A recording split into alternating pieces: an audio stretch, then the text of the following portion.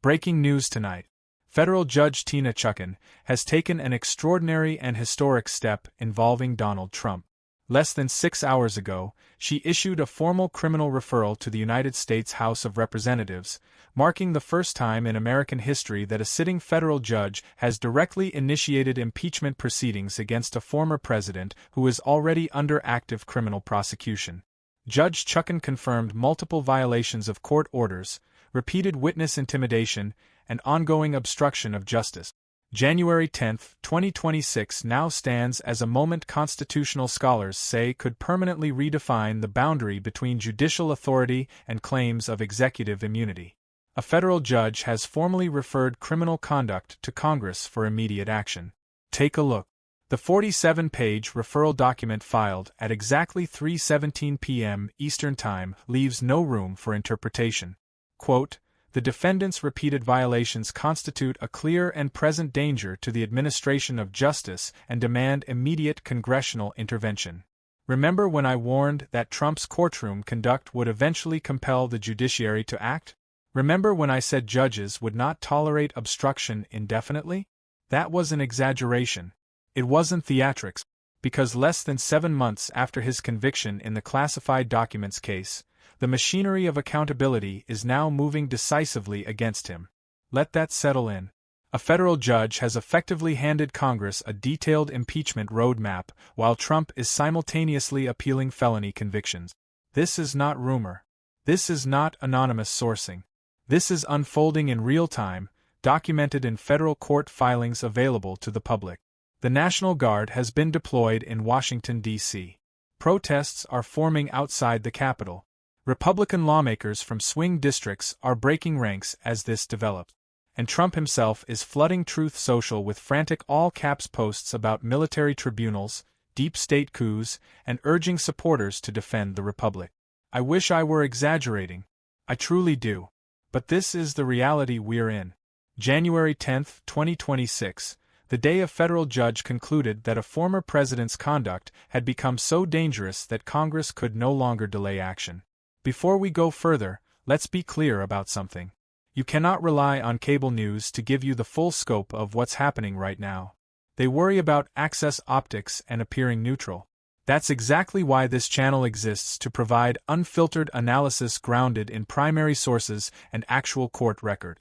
If you want to stay ahead of the story as it unfolds, subscribe to our free newsletter, The Breakdown. You'll receive detailed legal analysis, direct document links, and expert insight delivered to your inbox every morning before the cable panels even go on air. The link is in the description. And if you want to support independent reporting that tracks power, accountability, and the rule of law, consider joining our membership community. Members receive early video access, exclusive deep dives, and join a community that refuses to look away when democracy is under pressure. Now back to what just occurred. At 3:17 p.m. Eastern Time, after Trump violated his gag order for the 14th time in just 3 months, Judge Chutkan did not issue another routine contempt citation. She escalated dramatically. She sent a formal criminal referral directly to the House Judiciary Committee, and the language she used is unmistakably severe. Judge Chutkan wrote that Trump's conduct reflects a systematic pattern of obstruction, witness intimidation, and outright defiance of judicial authority. Behavior that threatens the foundational principle that no individual is above the law. That phrase matters. Systematic pattern is not rhetorical language. It's a legal conclusion. It signals that this is not about a single lapse in judgment or one reckless post. It is documented, repeated, and intentional criminal behavior. And she didn't forward a summary. She sent the entire evidentiary record, 14 documented gag order violations with timestamps and archived screenshots, transcripts from 7 contempt hearings where Trump was explicitly warned, evidence of direct outreach to witnesses in active criminal cases, phone records showing coordination with co-defendants despite court-ordered no-contact restrictions, social media posts targeting prosecutors, judges, and potential jurors, internal communications from Trump's own legal team, acknowledging the violations, and sworn expert declarations from former federal judges describing the conduct as unprecedented in modern American history. And then came the most damaging evidence of all, recorded conversations in which Trump is heard discussing plans to defy court orders with close advisors. Evidence that directly establishes intent. That alone changes everything. This has never happened before. Not during Watergate, not during the Clinton impeachment, not during Nixon's Saturday Night Massacre. A sitting federal judge has never taken this step ever. And Congress was not caught off guard. Articles of impeachment had already been drafted and quietly sitting in committee since November 2025. Those articles lay out 8 specific charges: obstruction of justice, witness tampering, contempt of court, violation of judicial orders, abuse of power, conduct unbecoming a public official, threat to the constitutional order, and incitement. Until Judge Chuck's referral arrived, those articles had approximately 87 co-sponsors, all Democrat. That number didn't just increase, it exploded. As of this morning, the articles now carry 31 co-sponsors, a clear majority of the House of Representatives, enough votes to impeach immediately, and the names being added are not who anyone expected. Representative Mike Lawler of New York, Representative Don Bacon of Nebraska, moderate Republicans who had defended Trump through 2 previous impeachments, have now broken rank.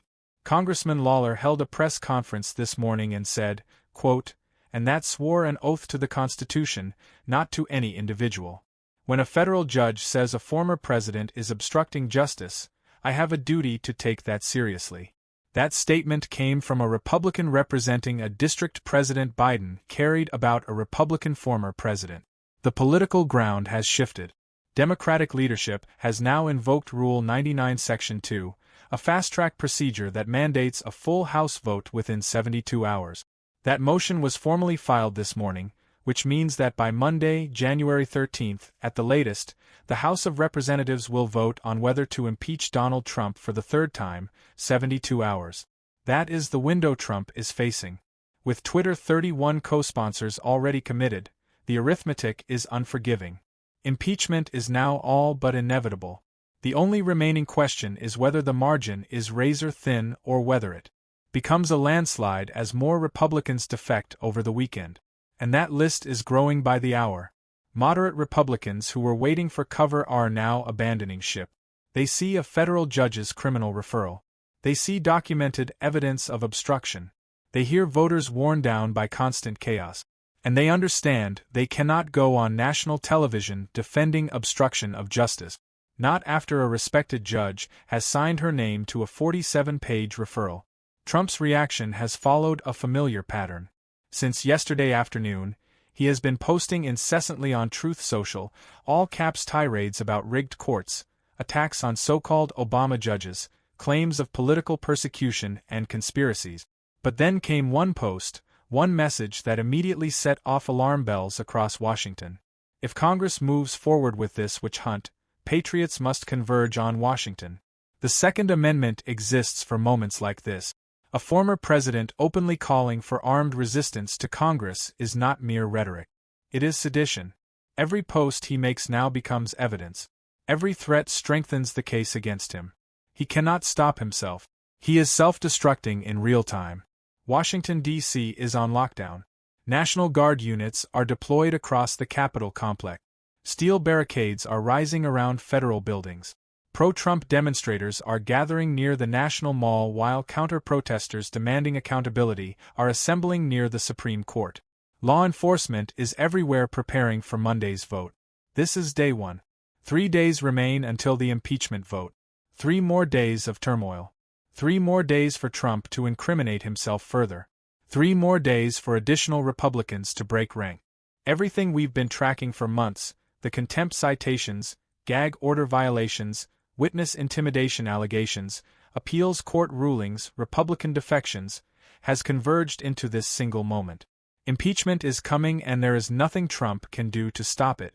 What happens next is not speculation. It's procedure and it is moving fast.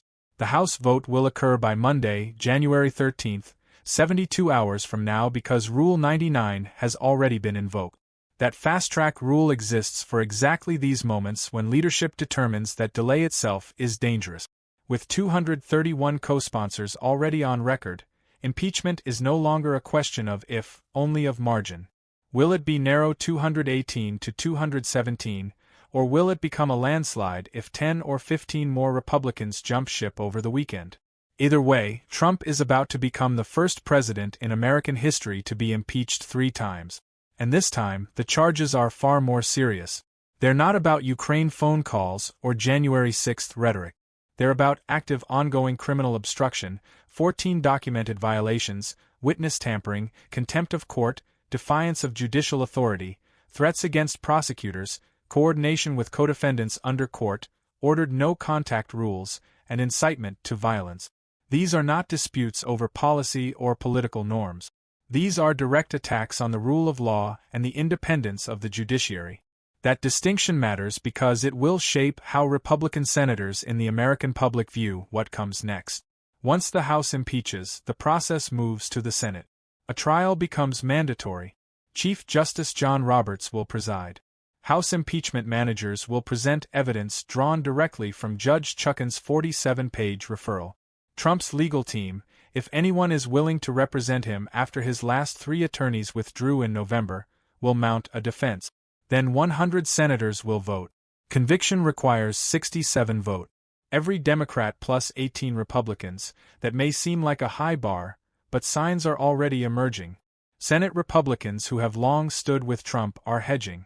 Senators from swing states, Pennsylvania, Wisconsin, Arizona are seeing the footage and imagining the political fallout.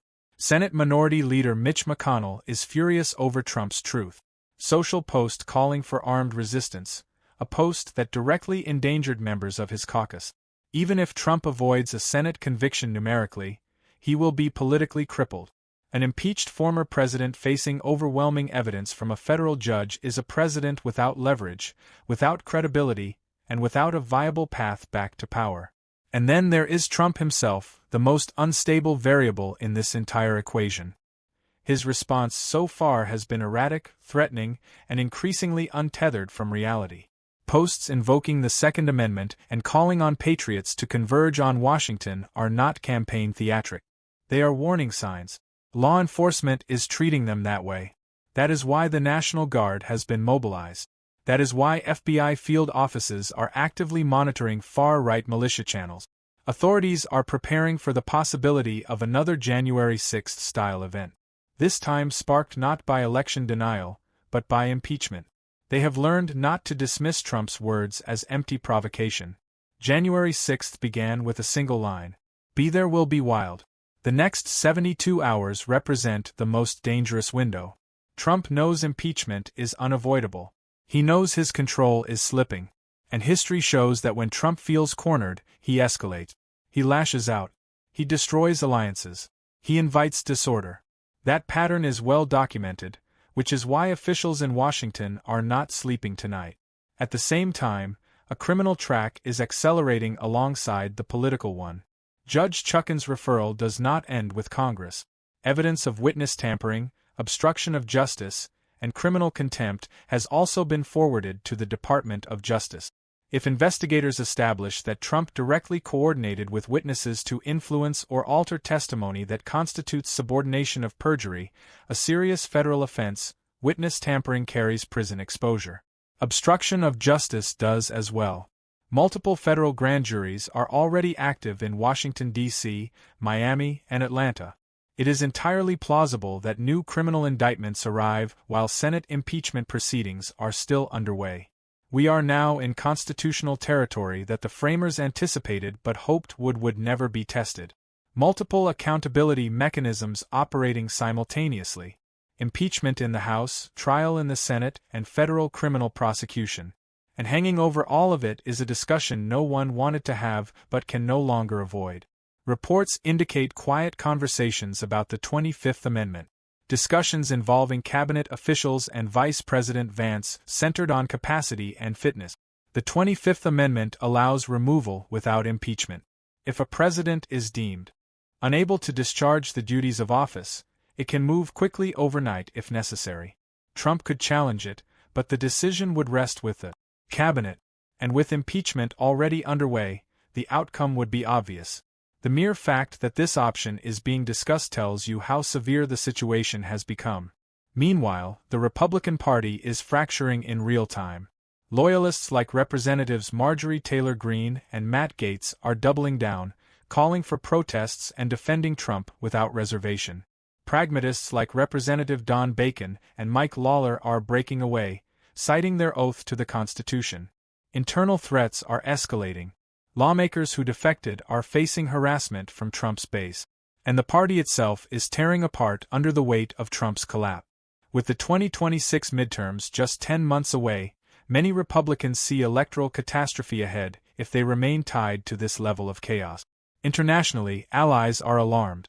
A former American president threatening armed resistance while facing impeachment is not a normal headline. Adversaries such as Russia and China are watching closely, assessing instability, probing weakness.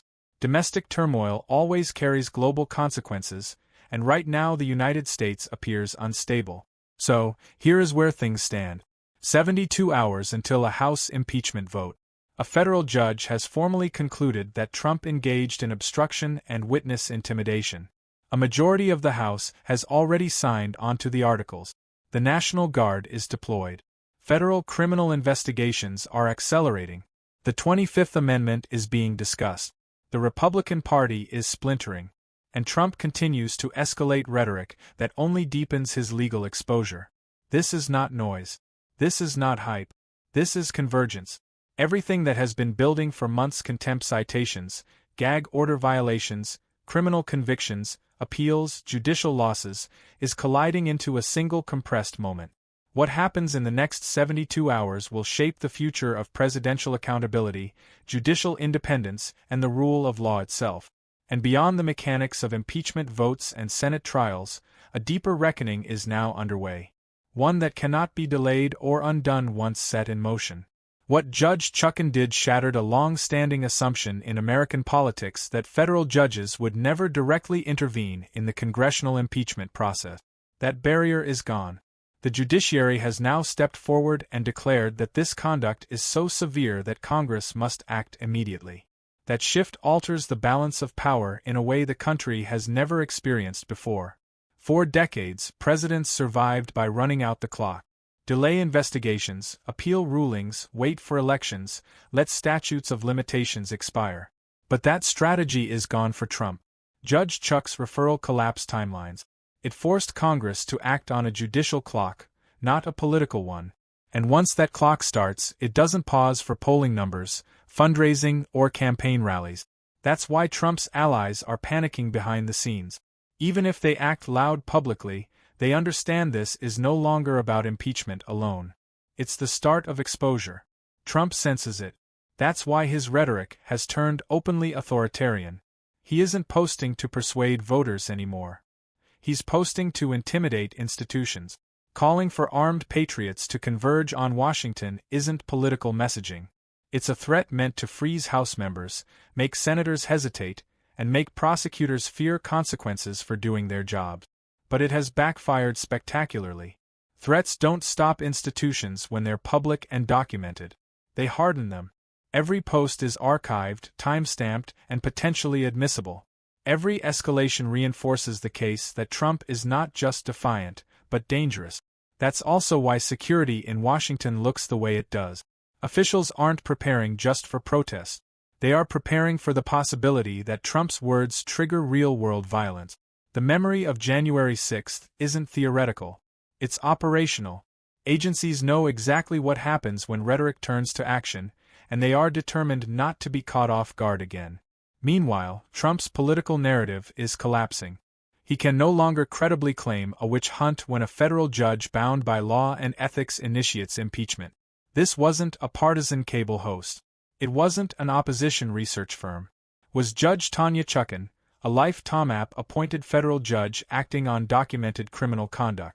That distinction matters enormously to voters who may be fatigued by chaos but still care about legitimacy. And here's the quiet truth many won't say aloud yet. Even if Trump survives Senate conviction, his political future will not recover. Authority once broken doesn't reassemble. Every executive order would be challenged. Every policy decision scrutinized. Every appointment viewed through a lens of instability. Governance becomes nearly impossible. That's why contingency planning is happening across the Republican National Committee, in campaign offices, and among major donors, covering scenarios from conviction to resignation, a fractured 2028 primary, or the possibility that Trump becomes the first major party nominee running while impeached 3 times. This is what constitutional crisis management looks like when the guardrails are under stress. So, when people ask if this is the end, the answer is more precise than yes or no. It is the end of the illusion. The illusion that presidential defiance has no consequences. The illusion that courts cannot enforce their own orders. The illusion that obstruction of justice is just political hardball. What remains now is process. Cold, methodical, relentless. And process is the one thing Trump has never been able to dominate. The countdown is real. The record is locked. And the next move belongs not to Trump, but to the United States Congress. What happens in the next 72 hours will not just determine Trump's fate. It will determine whether the rule of law still holds weight in America. Once impeachment moves from theory to action, everything changes. The stakes harden. The language sharpens. The consequences become unavoidable. By the time the House gave in for Monday's vote, there will be no room left for ambiguity. Members will not be voting on personality, partisanship, or political calculation. They will be voting on a documented record compiled by a federal judge, reinforced with court transcripts, gag order violations, and witness testimony. That matters because it removes the usual defenses. There is no plausible deniability left. No, I didn't know. No, it was taken out of context. The paper trail is complete. That is why the atmosphere in Congress feels less like debate and more like preparation. Offices are coordinating security. Leadership teams are planning multiple outcomes. Legal counsel is on standby. Everyone understands this is not just another impeachment vote. It is a constitutional rupture point. Trump understands it too, even if he cannot admit it. His behavior reflects a man who knows time is no longer his ally. That's why the rhetoric has escalated from witch hunt to military tribunals. That's why he isn't trying to win arguments anymore. He is attempting to intimidate witnesses and threaten institutions. He's betting that fear will slow the process, that chaos will make Congress hesitate, that violence will buy him time. But fear works differently when it is documented. When threats are recorded, archived, and entered as evidence, they lose the power to intimidate and gain power to convict. Every post Trump makes now is not a defense. It is an exhibit. This is also why the 25th Amendment remains part of the conversation. It exists as a pressure release valve for exactly these moments. When a former president's actions raise serious questions about fitness and stability, it is faster than a Senate conviction more immediate. The fact that it is being discussed shows just how seriously officials are taking Trump's behavior. Meanwhile, the criminal investigation continues regardless of Congress. Federal prosecutors do not pause for political calendars. Grand juries do not stop reviewing evidence because a former president is angry. In fact, impeachment accelerates exposure by bringing more evidence into the open under oath. That convergence is what makes this moment so dangerous and so decisive. Trump is not facing one threat. He is facing several, all advancing at once. Congressional impeachment, Senate trial, federal criminal prosecution, and 25th Amendment discussions. None of these processes depend on his consent, and the Republican Party knows it. The fractures we are seeing now are not temporary. They are structural. Once members publicly defect, the dam does not reseal. It breaks. Every new defection makes the next one easier. Every silence speaks louder than a defense. That is why the next 72 hours will feel relentless. More evidence from Judge Tucken's files, more statements from defecting Republicans, more resignations from Trump's legal team, more pressure from constituents, and more panic from a former president who has never been forced to confront a system that will not bend. Trump built his political identity on the idea that rules don't apply to him, that institutions can be bullied, that loyalty is more powerful than law. What is happening now is the collapse of that belief, not rhetorically, but procedurally. So when the House finally votes on Monday, it won't feel like a dramatic climax. It will feel inevitable, like the final step in a sequence already determined by evidence, procedure, and time. The question is no longer whether impeachment happens. The question is what survives afterward?